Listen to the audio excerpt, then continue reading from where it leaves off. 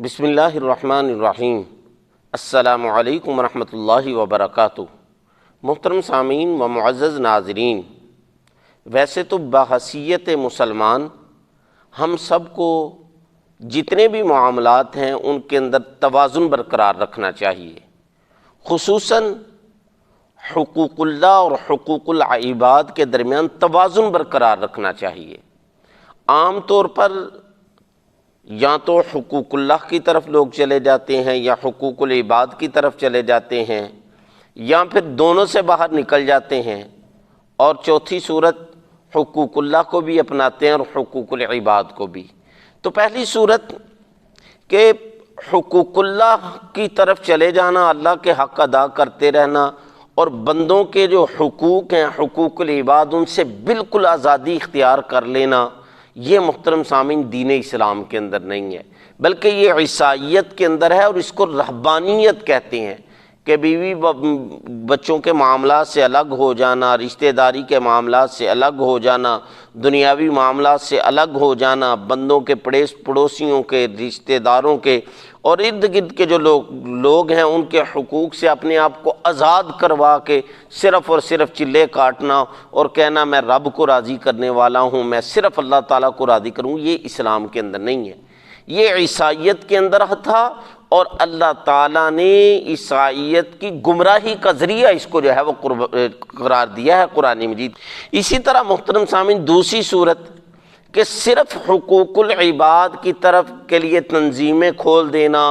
لوگوں کے لیے فائدے کے لیے بڑا کچھ کرتے رہنا اور حقوق اللہ سے بیزاری کا اعلان کرنا، یہ بھی انتہائی خطرناک چیز ہے، یہ بندے کو کفر اور الحاد کی طرف لے کر چلی جاتی ہے۔ اور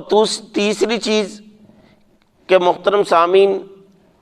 حقوق العباد اور حقوق اللہ دونوں سے آزاد ہو کر یہ کہنا کہ اللہ بڑا بخشنے والا ہے، اللہ تعالیٰ بڑا مہربان ہے، اللہ تعالیٰ بڑا غفور الرحیم ہے، وہ ہمیں معاف کر دے گا۔ محترم سامعین یہ واقعی اللہ تعالیٰ کی ذات بڑی بخشنے والی ذات، بڑی مہربانی ذات ہے، لیکن اس نے ہم پر کچھ جو ہے وہ اپنے حقوق، کچھ اپنے بندوں کے حقوق متعین کیے ہیں، ان کو ادا کرنا پڑے گا، ورنہ یہ نظریہ کسی حد تک تو یہودیوں کے اندر تھا، جیسا کہ قرآن مجید کے اندر آتا ہے کہ وہ کہتے تھے ہم تو اللہ تعالیٰ کے چہیتے ہیں، ہم جو مرضی کریں ہمیں تو اللہ تعالیٰ عذاب نہیں دے گا، اللہ تعالیٰ بڑا بخشنے والا ہے، اللہ تعالیٰ بڑا مہربان ہے۔ تو اللہ تعالیٰ نے اس کا جو ہے وہ رد کیا ہے قرآن مجید کے اندر کہ اگر واقعی تم اللہ کے چہیتے ہو، اللہ تعالیٰ تم سے محبت کرتا ہے تو پھر مرو نا، مر کے دیکھو تمہیں پتہ چلے۔ تو یہ محترم سامعین یہ یہودیوں کی گمراہی کا ذریعہ بنیں گے تیسری صورت۔ چوتھی صورت وہ یہ ہے کہ حقوق اللہ کا بھی خیال کیا جائے، حقوق العباد کا بھی خیال کیا جائے، جو اللہ تعالیٰ نے بندوں کے حق متعین کیا ان کا حق جو ہے وہ خیال کیا جائے، اور جو اللہ تعالیٰ نے اپنے حقوق متعین کیے ان کا خیال کیا جائے۔ یہ درمیانی راستہ ہے، یہ صراط مستقیم ہے،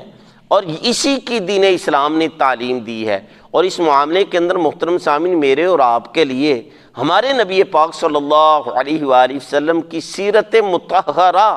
بہترین نمونہ ہے، آپ کی حیات طیبہ میرے اور آپ کے لیے بہترین جو ہے وہ مشعل راہ ہے۔ میں اور آپ صلی اللہ علیہ وسلم کی زندگی سے رہنمائی لے سکتے ہیں حقوق اللہ اور حقوق العباد کے درمیان توازن برقرار رکھنے کے لیے۔ ہمارے آقا دو جہاں صلی اللہ علیہ وآلہ وسلم حقوق العباد بھی ادا کیا کرتے تھے، حقوق اللہ بھی ادا کیا کرتے تھے۔ اما عائشہ صدیقہ رضی اللہ تعالیٰ عنہ فرماتی ہیں کہ آقا دو جہاں صلی اللہ علیہ وآلہ وسلم ہمارے ساتھ گھر کے گالوں ہنسی مذاق کر رہے ہوتے، اتنے میں حضرت بلال حبشی رضی اللہ تعالی عنہ اذان دیتے تو نبی پاک صلی اللہ علیہ وآلہ وسلم کی حالت ایسی ہو جاتی جیسے ہمیں جانتے ہی نہیں ہیں۔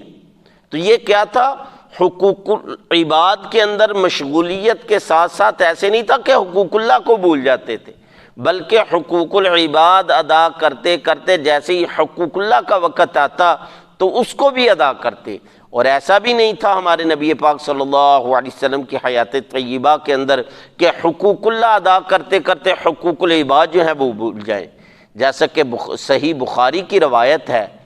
آقا دو صلی اللہ علیہ وآلہ وسلم ارشاد فرماتے ہیں کہ جب میں نماز کے لیے کھڑا ہوتا ہوں، خصوصاً عشاء کی جو نماز ہے اس کے متعلق، تو میرا دل کرتا ہے کہ میں لمبی قراءت کروں، لمبا قرآن مجید پڑھوں، کیونکہ عشاء کی نماز کا ٹائم جو ہے وہ باقی نمازوں کی بنسبت بہت زیادہ ہوتا ہے، لیکن پیچھے سے رونے والے بچوں کی آواز آتی ہے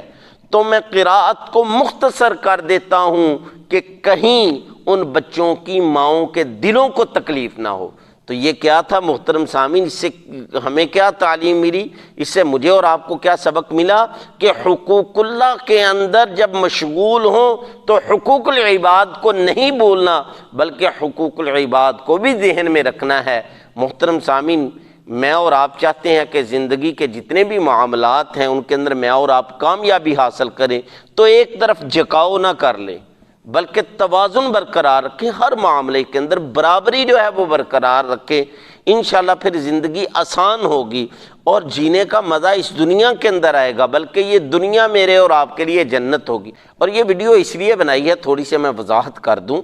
کیونکہ ہمارے معاشرے کے اندر کچھ ایسے جو کردار پائے جاتے ہیں جو حقوق اللہ کی طرف اتنے چلے جاتے ہیں، حقوق العباد کو بالکل بھول جاتے ہیں۔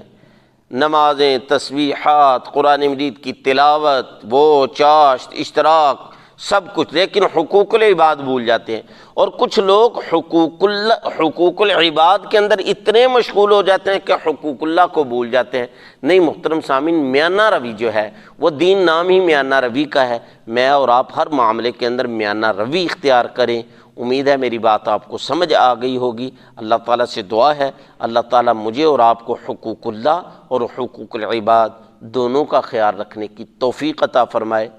اللہ حافظ۔ السلام علیکم ورحمۃ اللہ وبرکاتہ۔